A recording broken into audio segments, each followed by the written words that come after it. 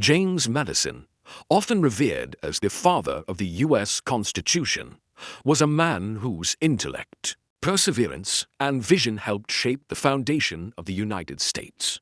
Born on March 16, 1751, in Port Conway, Virginia, Madison grew up.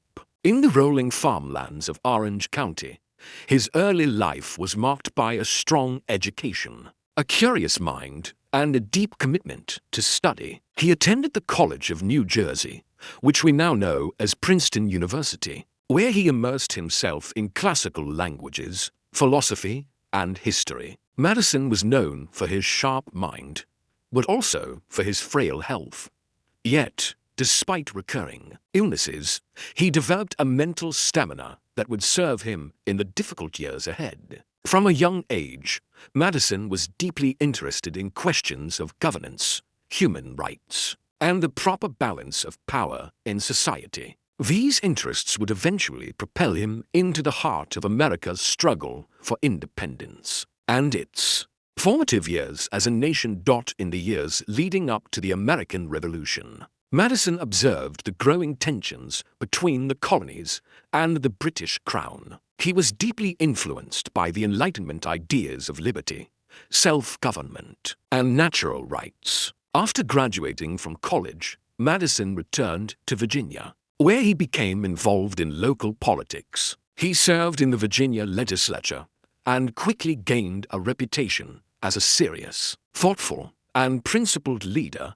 Madison was not a fiery orator like Patrick Henry, nor a towering figure like George Washington, but his mastery of ideas and his ability to persuade through logic and reasoning made him a formidable force. He was a man who preferred careful thought to public spectacle, yet his influence was felt in every chamber where decisions were made. As the Revolutionary War broke out, Madison's role shifted toward creating the legal and structural foundations for the new republic.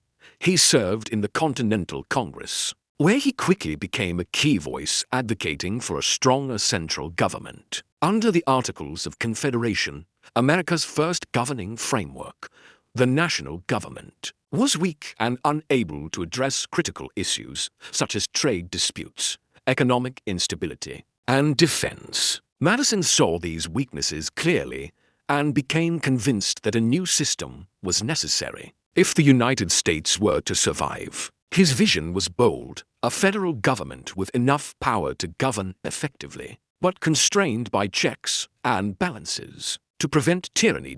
This vision took form in the summer of 1787, when Madison arrived in Philadelphia for the Constitutional Convention. Though George Washington presided over the gathering, it was Madison who came prepared with a detailed plan for a new constitution, a plan that became the starting point for debate. His Virginia plan proposed a system of government with three branches: legislative, executive, and judicial, each with distinct powers and the ability to check the others. Madison believed this separation of powers was essential to preserving liberty. Over the course of the convention, he took meticulous notes, capturing the debates, compromises, and tensions that shaped the final document.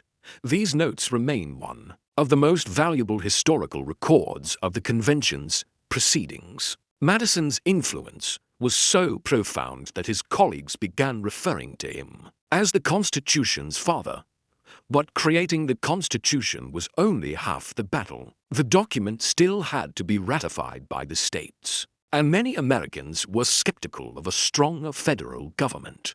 To address these fears, Madison teamed up with Alexander Hamilton and John Jay to write a series of essays defending the new Constitution. These essays, known as the Federalist Papers, became a cornerstone of American political thought. Madison's contributions, including the famous Federalist No. 10 and Federalist No.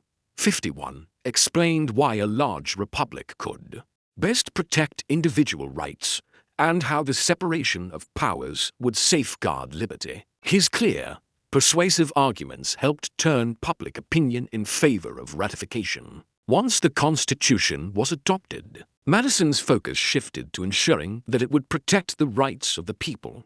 Many states had ratified the Constitution. Only after receiving assurances that a Bill of Rights would be added, Madison, though initially skeptical that such amendments were necessary, became the principal author of the first 10 amendments to the Constitution. These amendments guaranteed freedoms such as speech, religion, and press, and protections against government overreach. The Bill of Rights stands as one of Madison's most enduring legacies, embodying the principles of liberty that he had long championed.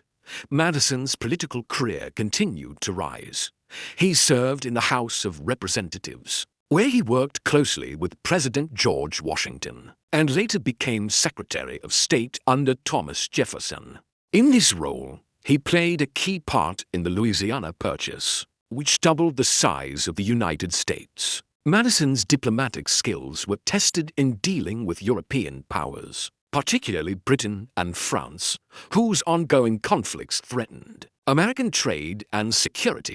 In 1809, Madison became the 4th President of the United States. His presidency, however, was overshadowed by the War of 1812. This conflict with Britain rose from a combination of factors, including British restrictions on American trade and the impressment of American sailors into the British Navy. Madison faced intense pressure to defend national honor, and though reluctant to go to war, he eventually asked Congress for a declaration. The war was difficult, and the United States suffered several humiliating defeats, including the burning of Washington, D.C. in 1814.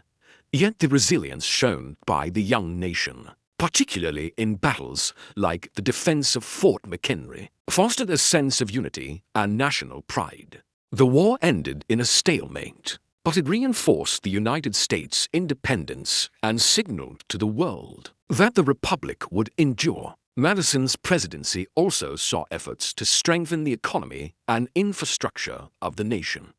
He supported the establishment of a national bank and improvements in transportation. Though he maintained a cautious view of expanding federal power too far, his careful balancing of national authority and individual liberty reflected the same principles that had guided him in framing the Constitution. After leaving office in 1817, Madison retired to his Virginia estate, Montpelier, where he remained active in public life. He corresponded with political leaders, advised future presidents, and continued to defend the Constitution he had helped create. He served as president of the University of Virginia, working alongside his friend and former rival Thomas Jefferson to promote education as essential to a functioning democracy. Madison believed that an informed citizenry was the best safeguard against tyranny, and he devoted his later years to this cause. Madison's health declined in his final years, but his mind remained sharp. He reflected often on the successes and shortcomings of the American experiment. He was deeply concerned about divisions within the country, warning against the dangers of factionalism and excessive partisanship. Yet he also took pride in the endurance of the Constitution and the liberties it protected. On June 28, 1836, James Madison passed away at the age of 85, leaving behind a legacy unmatched in American history. Madison's life is a testament to the power of ideas and the importance of perseverance. He was not a military hero or a charismatic leader, but his intellect and dedication shaped the foundation of the United States. From the drafting of the Constitution to the defense of individual rights, from the challenges of wartime leadership to the promotion of education, Madison's contributions were profound and lasting. He understood that the work of building a nation was never truly finished, and that each generation must renew its commitment to liberty and justice. Today, James Madison's vision continues to guide the United States, reminding us that the principles of self-government, balanced power, and individual freedom remain the bedrock of the American experiment.